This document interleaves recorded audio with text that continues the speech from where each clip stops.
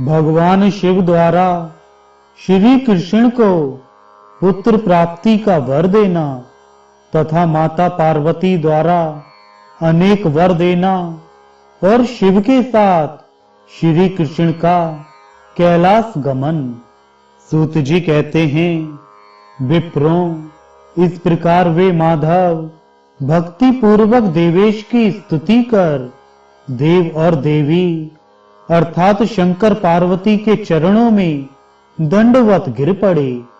मेघ के समान गंभीर ध्वनि वाले भगवान शंकर ने केशी को मारने वाले कृष्ण को उठाकर मधुर वचन में कहा, पुंडरीकाक्ष अव्यय, आपने तप क्यों किया है? क्योंकि आप ही कामना करने वालों की सभी कामनाओं को पूर्ण करने वाले हैं। आप ही मेरी नारायण नाम वाली परम मूर्ति हैं। पुरुषोत्तम तात, आपके लिए कुछ भी अप्राप्य नहीं है। केशव, अपने योग द्वारा आप अपने को नारायण, अनंत, परमेश्वर, महादेव और महायोगी जाने।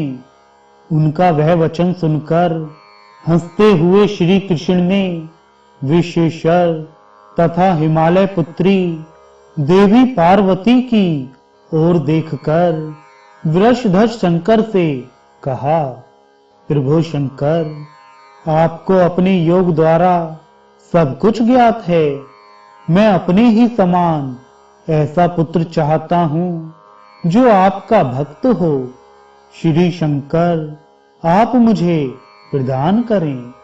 प्रसन्न मन होकर विश्वात्मा हर ने तथास्तु ऐसा कहकर और देवी पार्वती की ओर देखकर केशव का आलिंगन किया। तदनंतर शंकर के आधे शरीर में स्थित संसार की माता हिमालय पर्वत की पुत्री देवी पार्वती ऋषिकेश से बोली, अच्युत, केशव, वत्स, मैं ईश्वर शंकर में तथा मुझ में भी सर्वदा रहने वाली आपकी अनंत, निश्चल और अनन्य भक्ति को जानती हूँ। आप ही साक्षात नारायण और सर्वात्मा पुरुषोत्तम हैं। पूर्व काल में देवताओं के द्वारा प्रार्थना किए जाने पर आप देवकी के पुत्र के रूप में उत्पन्न हुए थे। आप अपने आत्म रूप को तथा अपने निर्मल पद को स्वयं देखें। हम दोनों में कोई भेद नहीं है। विद्वान लोग हम दोनों को एक रूप से देखते हैं। केशव, आप इन अभीष्ट वरों को मुझसे ग्रहण करें। आपको सर्वज्ञता, ऐश्वर्य वह परमेश्वर संबंधी ज्ञान, शिव में निश्चल भक्ति तथा अपने में श्रेष्ठ बल प्राप्त हो। उन महादेवी के द्वारा ऐसा कहे जाने पर जनार्दन कृष्ण ने उनके वर रूपी आशीर्वाद को शिरोधार्य किया। देव महेश्वर ने भी कृष्ण से ऐसा ही कहा, अर्थात आशीर्वाद प्रदान किया।